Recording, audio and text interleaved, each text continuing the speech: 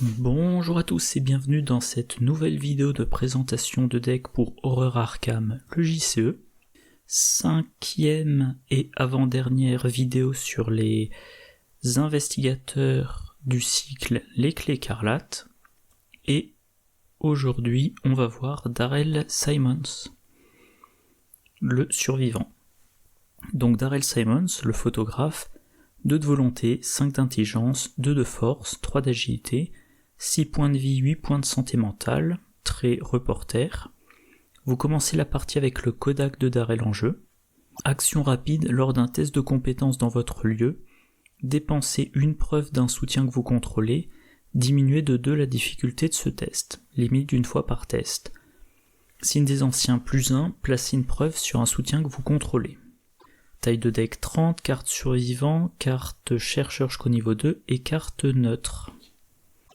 Ah, j'ai oublié de charger les versions avec images.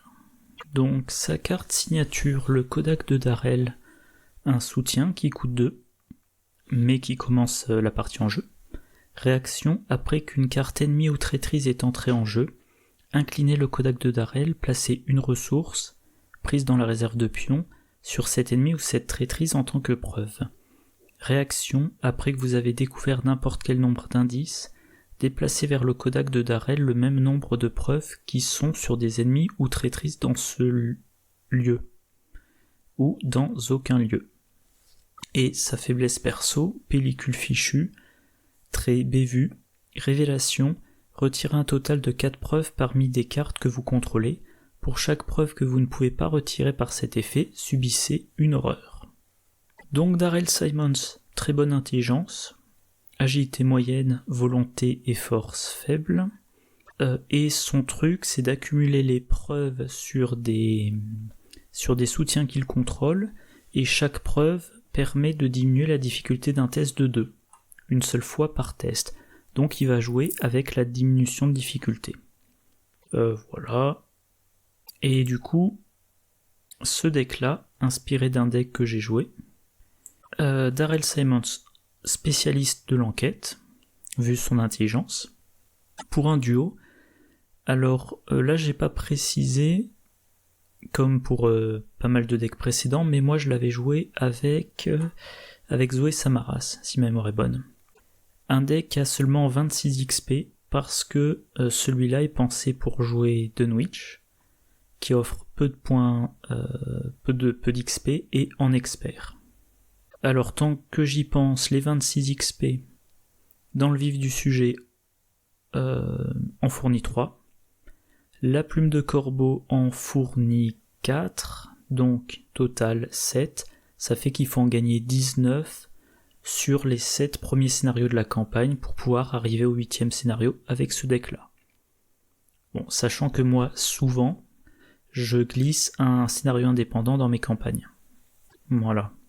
Et puis, comme je le disais pour la vidéo sur le deck d'Amina Zidane, éventuellement, vu que le deck n'est pas pensé spécifiquement avec un combattant, on choisit un combattant qui fait gagner de l'XP au duo, du style William Yorick.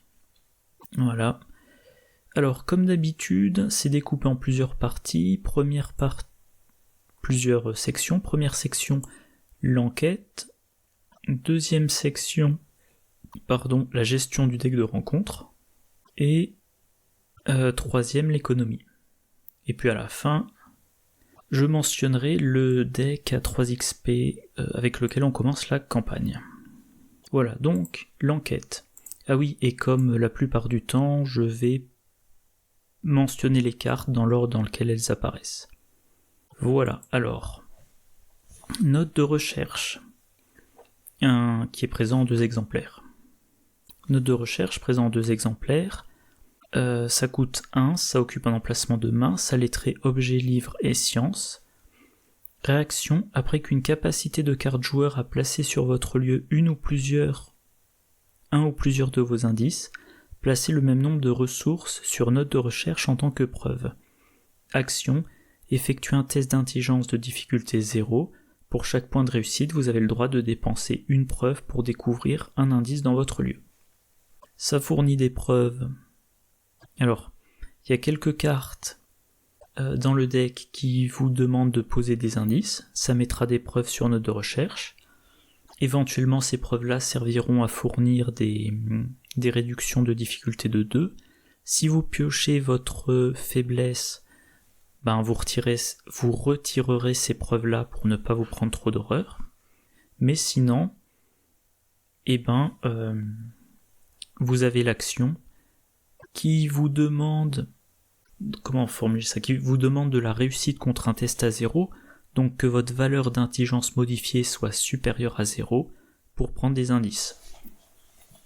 Alors si vous dépensez une action pour prendre un indice, c'est pas génial, mais si vous avez arrivé à réussir de 2, une action pour 2 indices, c'est intéressant. Et évidemment, l'idéal c'est d'utiliser ça pour trouver des indices dans les lieux à valeur occulte la plus élevée. A noter que dans le deck, il y a une copie d'illumination ésotérique, un soutien qui coûte 2, qui occupe un emplacement d'arcane, très rituel, la taille limite de votre main est augmentée de 1, c'est pas très important, vous avez un emplacement de main supplémentaire qui ne peut être utilisé que pour contenir un soutien livre. Donc, un exemplaire de note de recherche utilise l'emplacement fourni par illumination ésotérique. Et il y a aussi dans ce deck une copie de Plume de Corbeau. Il faut que je vois la version modifiée. Donc c'est un événement qui coûte 3, qui coûte au total 4 points d'XP vu qu'il y a 4 cases de cocher, mais qui cochera... Enfin, je vais lire, ce sera plus simple. Donc personnalisable, trait objet relique amélioration. Quand vous achetez la Plume de Corbeau, nommez un soutien livre ou sort et inscrivez ce nom sur sa fiche amélioration, en l'occurrence note de recherche.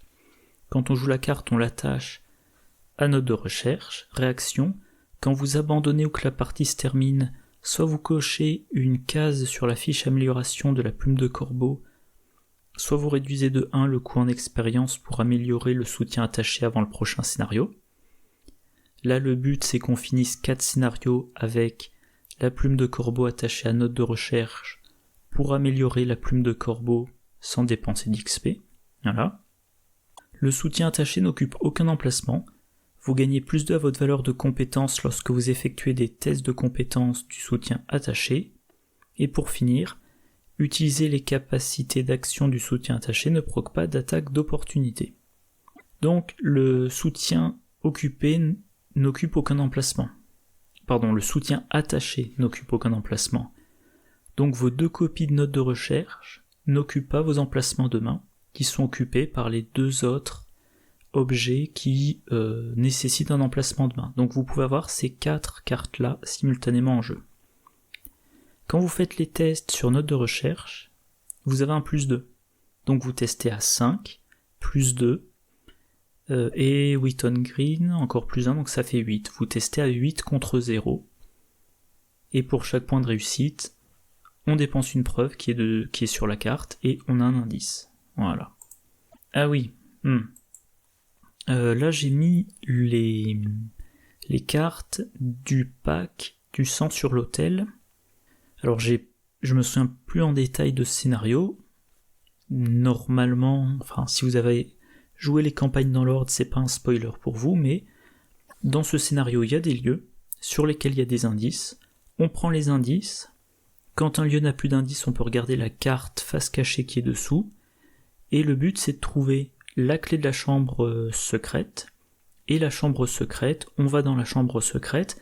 Quand on entre dans la chambre secrète, tous les indices du jeu sont posés sur le lieu.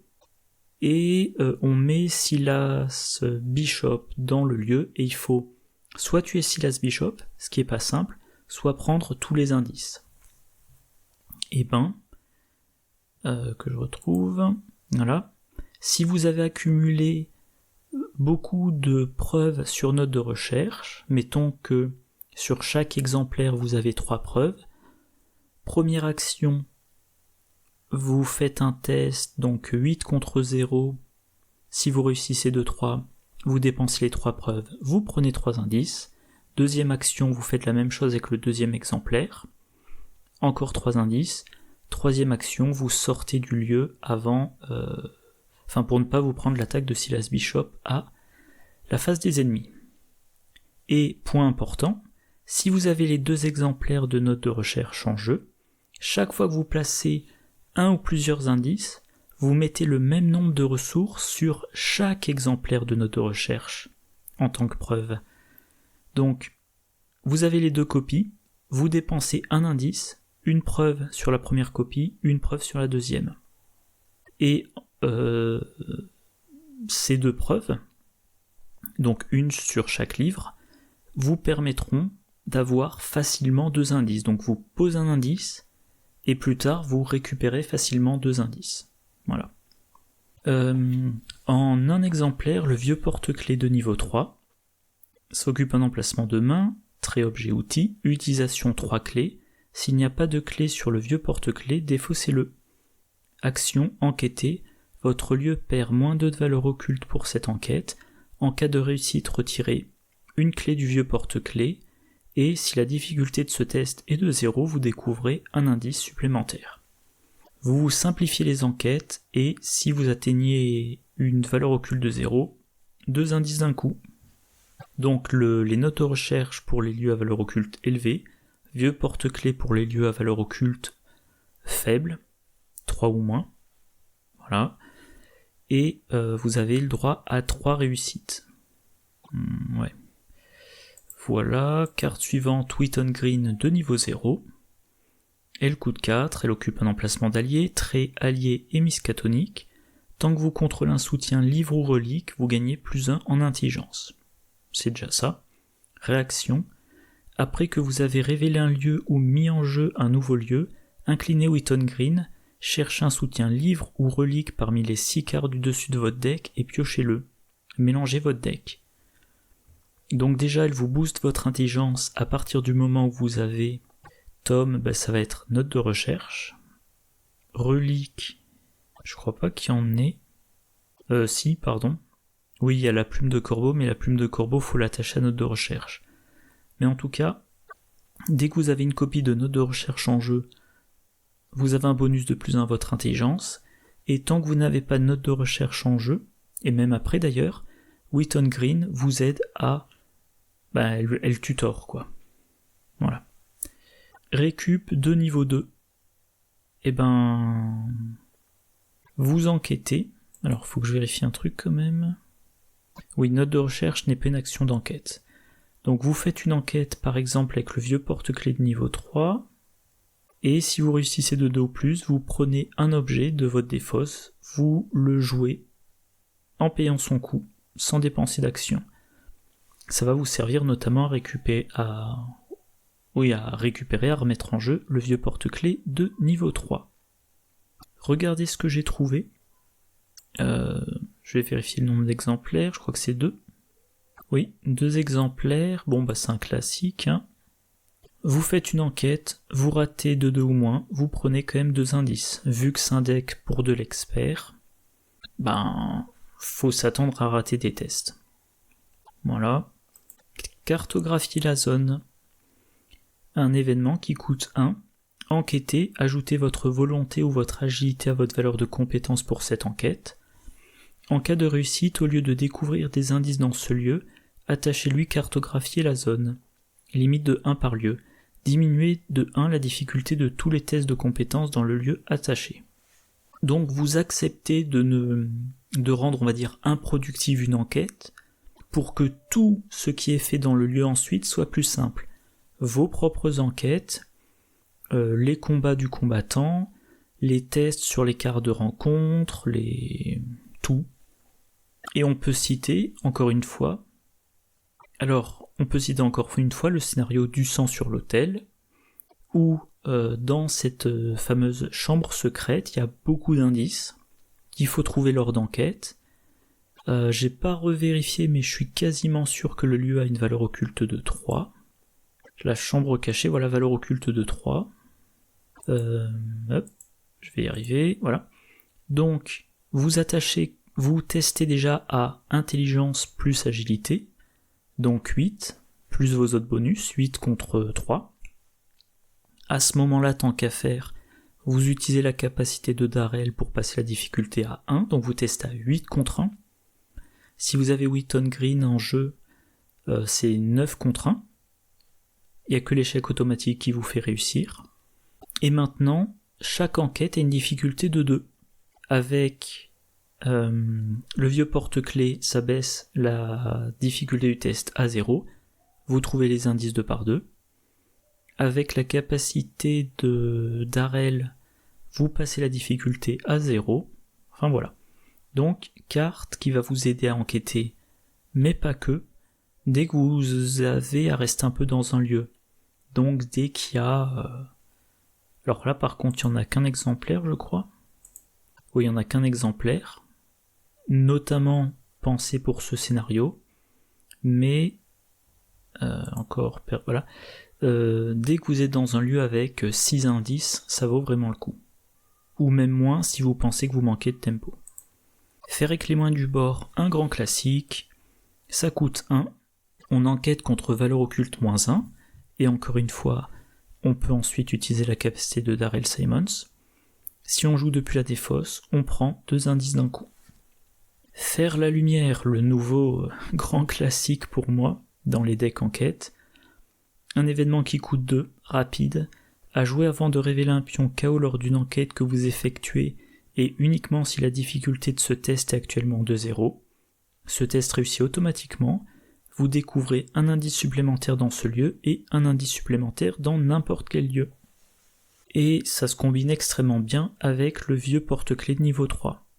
Vous enquêtez dans un lieu, vous utilisez le vieux porte-clés, quelque chose d'autre pour réduire encore plus la difficulté jusqu'à atteindre 0, la capacité de Darrell ou le fait qu'il ait cartographié la zone sur le lieu, vous arrivez à 0, vous jouez ça, vous ne révélez pas de pion KO, le test est réussi, donc grâce au vieux porte-clés vous prenez 2 indices, grâce à cette carte là vous prenez un 3e indice, et ensuite un 4e indice dans n'importe quel lieu révélé. Enfin il n'y a pas marqué révélé d'ailleurs, mais la plupart du temps les indices sont posés sur les lieux révélés. Autre classique, la perfection vient de l'entraînement. Voilà, vous tutorez une compétence entraînée parmi les 9 cartes du dessus de votre deck. Vous l'attribuez. Si le test est réussi, vous la mettez dans votre main à la fin du test. En l'occurrence, déduction de niveau 0, ou, je les ai pas mentionnés là, mais il y a analyse. Un icône libre, après avoir révélé un pion KO pour ce test de compétence, vous avez le droit de placer un de vos indices sur votre lieu pour annuler ce pion KO, le remettre dans la réserve du KO et en révéler un nouveau. Vous avez le droit de répéter cet effet autant de fois que souhaité. Donc ça vous donne seulement un bonus de +1, mais tant que vous avez des indices à redéposer sur votre lieu, vous retentez votre chance. Si vous avez note de recherche, chaque indice déposé, c'est une preuve qui pourra permettre de reprendre l'indice plus tard. Si vous avez les 2 copies de notes de recherche, ça va même encore plus vite. Parce que, mettons, vous déposez 2 indices, vous mettez 2 preuves sur le premier exemplaire de note de recherche, 2 preuves sur le deuxième. Le premier exemplaire de note de recherche va vous permettre d'avoir facilement 2 indices. Le deuxième exemplaire d'avoir facilement 2 indices, et donc un bénéfice de 2 indices. Voilà. Carte suivante, discernement en 2 exemplaires. Ouais, c'est bien ça. Une compétence qui n'a pas d'icône, trait inné, un max attribué par test de compétence. Vous avez le droit d'attribuer discernement à n'importe quel type de test, tant que discernement est attribué à un test de compétence, diminuez de 2 la difficulté de ce test. Donc ça peut servir pour tous les tests, notamment les enquêtes, et évidemment, si c'est utilisé dans le cadre d'une enquête, ça va être utilisé en conjonction avec le vieux porte-clés de niveau 3 pour atteindre une difficulté du test de 0 et avoir 2 indices d'un coup, et encore mieux avec vieux porte-clés et faire la lumière. Voilà. Et enfin, perception en 2 exemplaires. à noter que la carte a le trait entraîné, donc elle peut être tutorée par la perfection vient de l'entraînement, qui a donc 6 cibles au total. 2, 2 et 2. Voilà.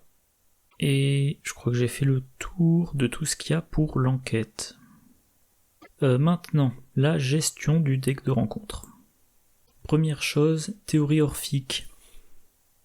Un soutien de niveau 1, qui coûte 2, qui occupe un emplacement d'arcane, utilisation 4 secrets, action rapide, dépensez un secret, choisissez une traîtrise non faiblesse qui n'est pas attachée à un ennemi élite. Jusqu'à la fin du round, cette traîtrise perd le texte imprimé dans sa boîte de texte, à l'exception des traits. Donc elle peut être attachée à n'importe quel lieu, à n'importe quel ennemi, tant qu'il n'est pas élite, au deck acte, au deck intrigue, à une carte que vous contrôlez, voilà. Et vous l'annulez. Je crois que c'est Allion qui en général appelle ça blanchir une carte, voilà. Il n'y a plus rien dans le texte de la carte jusqu'à la fin du round. Premier élément. Là aussi.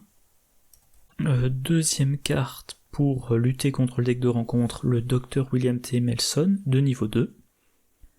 Un allié qui coûte 1, 2 points de vie, 2 points de santé mentale, trait allié et miskatonique. Réaction, quand un investigateur pioche une carte rencontre du deck rencontre, inclinez le Dr William T. Melson et placez un de vos indices sur votre lieu. Cet investigateur pioche une autre carte du dessus du deck rencontre, choisit une de ces deux cartes pour la résoudre et annule et défausse l'autre. Voilà, donc ça vous sert à vous ou aux combattants. Une carte vraiment gênante est piochée, on retente sa chance et on gardera la moins gênante des deux. Et bien évidemment, c'est fait notamment pour contrer ma bête noire au-delà du voile. Cette traîtrise, alors qui a renfort. Ah oui, un truc, tant que j'y pense. Voilà, on défausse une carte. Donc, c'est pas simplement l'effet révélation qui est annulé, on annule également le renfort. Mais cette carte, qu'est-ce qu'elle dit ? Renfort, révélation, mettez au-delà du voile en jeu dans votre zone de menace s'il n'y a aucun exemplaire de cette carte dans votre zone de menace. Forcé, s'il n'y a aucun exemplaire dans forcé, s'il n'y a aucune carte dans votre deck, subissez 10 dégâts et défaussez au-delà du voile. Donc cette carte-là, qui s'ajoute à l'autre carte qu'on pioche à cause du renfort, elle vous dit, généralement, quand votre deck est fini, vous êtes tué. Et vous prenez donc un trauma physique. Je déteste cette carte. William T. Melson, vous l'utilisez si vous la piochez, comme ça vous allez probablement résoudre l'autre, à moins peut-être que l'autre ça soit Antique Fléau. La deuxième carte, ça peut être un autre exemplaire d'au-delà du voile, ça m'est déjà arrivé. Bon, mais normalement ça vous aide notamment à lutter contre cette carte. Et si la carte, vous avez quand même dû la mettre en jeu, justement, théorie orphique, vous dites, la carte n'a plus de texte jusqu'à la fin du round. Avant la fin du round, vous piochez une carte, ce qui vide votre deck, mais comme le texte est blanc, l'effet forcé ne s'applique pas, vous remélangez votre défausse pour faire une pioche. Fin du round, le texte revient, mais normalement, vous en êtes sorti. Voilà. Donc c'est vrai que, le Dr William T. Melson, je le mets dans tous mes decks qui peuvent l'inclure quand je joue en expert, parce que je le trouve vraiment très bon. Par contre, sa théorie orphique, c'est vrai que c'est une carte qui est particulièrement adaptée pour cette campagne. Alors par contre, il n'y a que 4 secrets et il n'y a pas de recharge de secrets, donc voilà, elle a un nombre assez restreint d'utilisation, mais ça aura quand même son utilité. Maintenant, tout ce qui est de l'ordre de l'économie.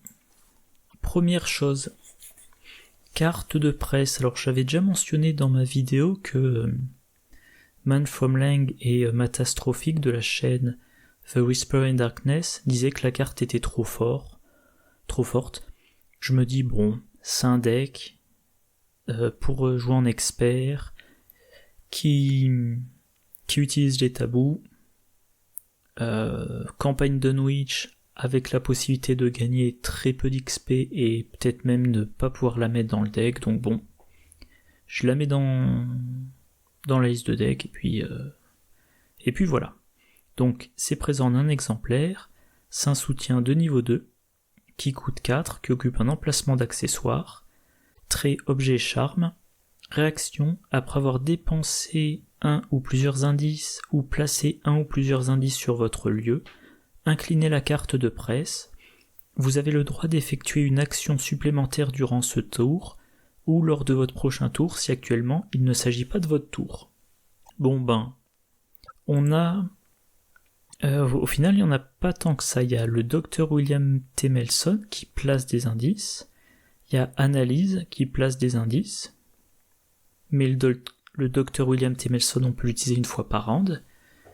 Toujours est-il, chaque fois qu'on place un indice, la carte de presse schématiquement vous offre l'action que vous allez effectuer pour reprendre cet indice. Sachant que, comme je l'ai mentionné tout à l'heure, quand vous avez les 2 exemplaires de notes de recherche en jeu, placer des indices vous apporte un bonus. Un indice placé, 2 preuves gagnées, chaque preuve c'est un indice. À noter aussi que le vieux porte-clés de niveau 3, ça peut être 2 indices en une action, faire la lumière, 3 voire 4 indices en une action, faire avec les moyens du bord 2 indices en une action, donc gagner une action, si on gère bien les choses, on est dans un bénéfice net. Certes, on a gagné cette action parce qu'on a perdu des indices, mais si tout se passe bien, l'action qu'on a gagnée permettra de récupérer plus d'un indice. Voilà. Le sac à dos de niveau 2, le grand classique, note de recherche, outils de dissection, vieux porte-clés, carte de presse, l'autre exemplaire de sac à dos, et la plume de corbeau, tout ça, ça le trait objet. Donc pas mal de cibles, ça vous aidera à avoir un jeu rapidement installé. Wheaton Green, comme je le mentionnais tout à l'heure, vous mettez en jeu des lieux, vous révélez des lieux, vous tutorez, note de recherche ou la plume de corbeau.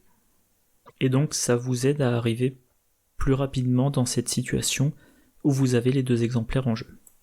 Élucider l'affaire, événement de niveau 0, qui coûte 0, rapide, à jouer après qu'un investigateur a découvert le dernier indice restant dans votre lieu. Les investigateurs dans ce lieu gagnent un total de X ressources, réparties comme vous le souhaitez, X est la valeur occulte de ce lieu. Votre deck place des indices, et à note de recherche pour trouver assez facilement, normalement, des indices, quelle que soit la valeur occulte du lieu. Ah, bruit de perceuse. Donc vous êtes dans un lieu à valeur occulte élevée, vous utilisez note de recherche, parce que si vous utilisez un effet qui... faudrait que je vérifie... Dans vieux porte-clés, c'est on baisse la valeur occulte pour l'enquête. Faire avec les mains du bord, on baisse la valeur occulte pour l'enquête. Et Darrell Simons, on diminue la difficulté du test. Donc non, je pense que c'est bon.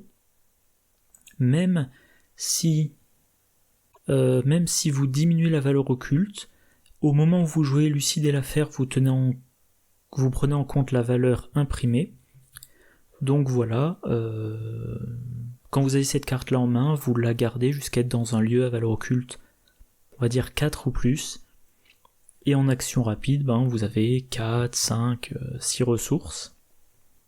Je pense pas que dans Dunwich il y ait des valeurs occultes plus élevées, et en plus, si vous n'avez pas besoin de ressources mais que le combattant en a besoin, vous les lui filez. Perception, ça vous fait piocher une carte si vous réussissez. Et si vous avez tutoré cette carte-là avec la perfection vient de l'entraînement, potentiellement, une copie de la carte vous fait piocher 2 cartes. Voilà, la perfection vient de l'entraînement, c'est ce que je disais. Alors, je vais quand même passer en revue les cartes, parce qu'il y en a certaines qui n'ont pas été mentionnées. Outil de dissection. Réaction, après qu'un ennemi dans votre lieu a été vaincu, placez une ressource, prise dans la réserve de pions, sur les outils de dissection en tant que preuve. Tant qu'il y a une preuve ou plus en agilité, 2 preuves ou plus 1 en force, 3 preuves ou plus 1 de santé mentale. Cette carte-là est là avant tout pour fournir des preuves, pour résister à la faiblesse et pour diminuer la difficulté des tests. À noter, le plus en agilité, ça vous aide pour cartographier la zone. Si vous avez note de recherche et Wheaton Green en jeu, vous êtes à 6 en intelligence, une preuve sur l'outil de dissection, vous êtes à 4 en agilité, donc cartographier la zone, vous testez à 10 contre valeur occulte. A priori, vous faites ça parce que le lieu a une valeur occulte de 3 ou plus, donc vous testez à 10 contre 3, et là vous dépensez une preuve pour tester à 10 contre 1.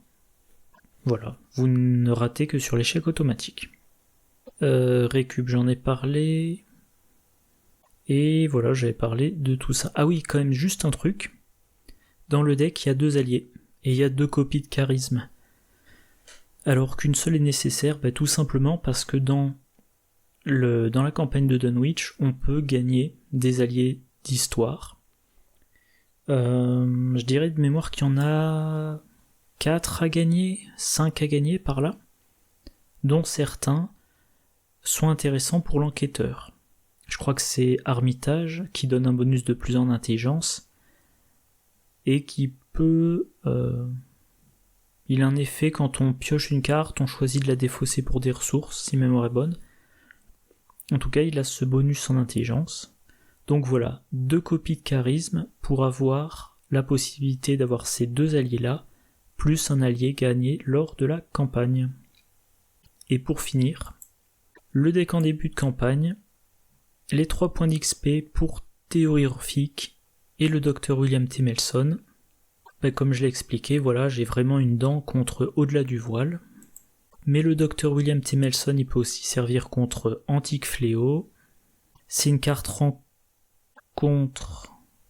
une carte rencontre de n'importe quel type, donc c'est un agglomérat de sphères, pareil, je déteste cette carte. Vous le défaussez. Enfin voilà, ça peut s'avérer très utile. Et théorie orphique, je crois qu'il y a au-delà du voile dans le scénario sur le campus, activité extrascolaire. Donc dès le début de la campagne, ça peut s'avérer utile. Le reste du deck, 2 copies de vieux porte-clés de niveau 0. Le sac à dos bien sûr au niveau 0. 2 copies de Wheaton Green pour avoir de meilleures chances de la trouver. Et sinon... Ah, il y a un truc qui m'étonne. Ah non, faire avec les moyens du bord, il n'y en a qu'un exemplaire. Et ah oui, on commence avec 2 copies de la plume de corbeau pour avoir de meilleures chances de la piocher, de l'attacher à note de recherche, de cocher des croix dessus, et une fois que les 4 croix sont cochées, on peut sortir l'autre exemplaire. Voilà, je crois que j'ai dit tout ce que j'avais à dire sur ce deck. Encore une fois, le combattant du duo. Moi j'avais testé avec Zoé Samaras. Dans le cadre de Dunwich, Zoé Samaras est très intéressante contre les engoulevents. L'engoulevent est pénible. Il vous donne un malus de 1 à toutes vos compétences. Il est distant et chasseur. Faut l'engager et puis l'attaquer. Et Zoé, dès qu'elle a sa croix, elle engage l'engoulevent, elle gagne une ressource, elle la dépense avec sa croix, l'engoulevent est mort. Et maintenant, il y a même le chien de garde amélioré. Action rapide, l'engoulevent vous engage, attaque, vous mettez l'horreur sur le chien de garde amélioré, et voilà, l'engoulevent est mort. vous l'avez tué en action rapide et Zoé a gagné une ressource. Voilà, sinon comme je le disais, vu que c'est Dunwich et que moi je trouve que l'XP manque dans cette campagne, vous pouvez choisir William Yorick, qui a sa carte signature pour faire gagner plus d'XP. Sinon, un combattant qui a accès à creuser trop profondément pour l'XP, mais attention, vous jouez quand même en expert.